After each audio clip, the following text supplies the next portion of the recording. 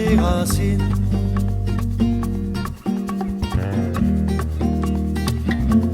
Le cœur de tes racines.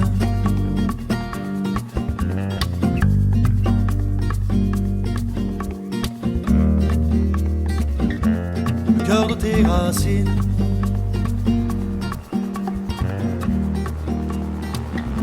Le cœur de tes racines.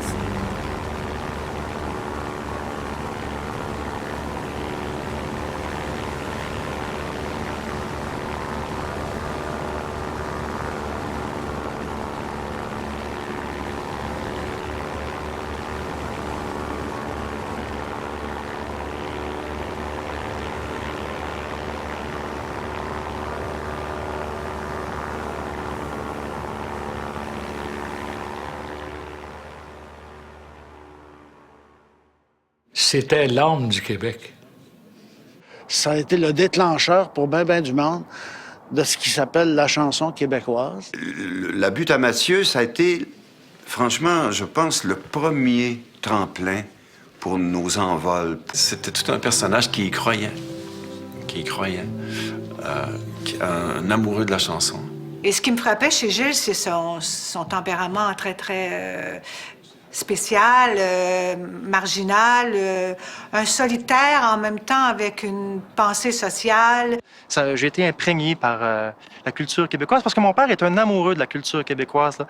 Sa boîte à chansons, dans sa boîte, il rapaillait tous des objets, des vieilles armoires, où il a fait une salle de spectacle à l'image de son pays, qui est le Québec. C'est la porte du guichet de la butte. Il passait 1000 personnes par soir à la butte dans ce temps-là. Avant de commencer la butte, moi j'étais graphiste. Ici, ça c'est la première affiche de la butte que j'ai mis à l'extérieur. Ça c'est des affiches de Raymond Lévesque, Jean-Guy Moreau, dans les revues d'actualité d'été. C'était un village, la butte. Hein? D'ailleurs, ils voulaient en faire un village, éventuellement. C'est ça qui se serait produit. Il y avait des peintres, des sculpteurs, des céramistes. Tout le monde était autour de la butte. C'était le lieu de travail, c'était le lieu de rencontre. C'était spécial. Un de mes amis qui m'a dit, viens voir ça à la butte à Mathieu, c'est le fun. Et puis là, j'avais rencontré Claude Gauthier, Christian Larsen, Gilles Vigneault. J'avais même vu Félix Leclerc chanter là. Puis ça m'a vraiment donné la piqûre de la boîte à chansons. Mon Dieu, il y en a eu des boîtes, il y en a eu. Mais je pense que la championne, je pense que le Cénacle, appelons ça comme ça, c'est la butte à Mathieu. On me demande de temps en temps pourquoi ça s'appelle la butte. C'est que j'ai commencé la butte, la salle de spectacle, dans le milieu de la côte. Donc, c'était le début de la butte. C'est un de mes amis qui m'avait suggéré d'appeler ça la butte. Puis avec le temps, les gens ont appelé ça la butte de Mathieu. C'est devenu connu comme ça. La gare était sur le chemin qui traverse en bas et de l'autre côté de la rue. Et qu'est-ce qui se passait à la gare? À la gare, quand j'ai commencé la butte, il n'y avait pas de toilette, il n'y avait pas d'eau courante, fait qu'on envoyait les gens à la gare en bas, et puis je venais chercher l'eau ici dans la maison de mes parents. On n'avait pas de chauffage, on avait des petites chaufferettes, et puis les gens passaient la fin de semaine au complet à la butte. C'était les débuts, ça c'était en 59-60. Ce côté-là, c'était les motels de la butte, ça s'appelait les poutres d'antan. Ça a été fait avec des vieilles maisons de pièces qu'on a démolies.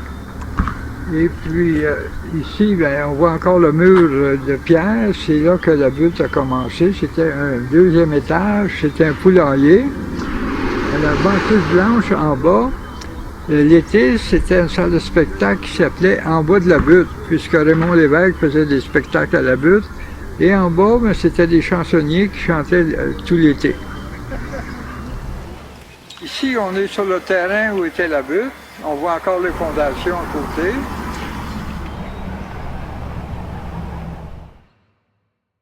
Notre première exposition, première manifestation de cette communauté créateur était à la butte à Mathieu. Et c'était dans la fin de la butte. Et j'étais trop jeune pour avoir participé à la butte, mais j'ai énormément de reconnaissance pour Gilles Mathieu. Lui a posé un geste à faire quelque chose qu'il avait envie de faire pour ses propres raisons. Et ça a eu un impact sur sa communauté qui persiste jusqu'à nos jours et qui va persister. Il a changé la réalité de Val-David, qui était une très petite communauté avec un peu de touristes qui venaient pour le ski en été, mais c'était vraiment pas développé. Et en amenant une étincelle culturelle, expressive dans cette communauté, la communauté créateur de Montréal a suivi, puis a vu qu'il y avait la possibilité d'installer les ateliers, des maisons, et de fil en aiguille, nous avons la Val-David que nous avons maintenant. Je voudrais dire à Gilles qu'il ne sait pas, mais plusieurs projets sont nés à partir de sa façon de penser. Gilles était cumulatif.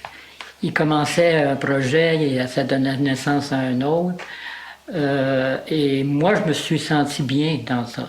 Et quand je suis arrivé à la retraite plusieurs années plus tard, les jardins de Rocaille sont nés. Pour moi, je me disais, je vais fonctionner comme Gilles, je vais poser un geste, puis ça donnera ce que ça donnera. Et c'est le mot fusion, c'est ce qui me revient tout le temps, pulsion, fusion, transmettre des idées, donner... et Gilles, je pense qu'il ne se rendait pas compte que ça partait de lui, tout ça. Et ça continue, ça continue. Merci, Gilles. C'est important là, de laisser cet héritage-là à la nouvelle génération. Et il faut qu'ils puissent savoir qu'est-ce qui s'est passé dans les années des boîtes à chansons avec les chansonniers, puis l'époque des années 60. Cœur de tes racines.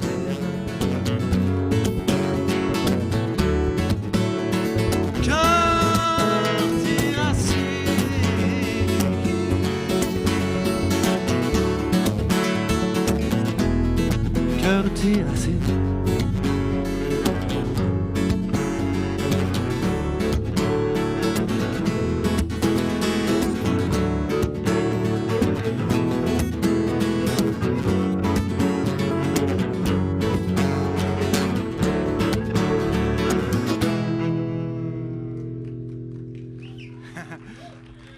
Merci.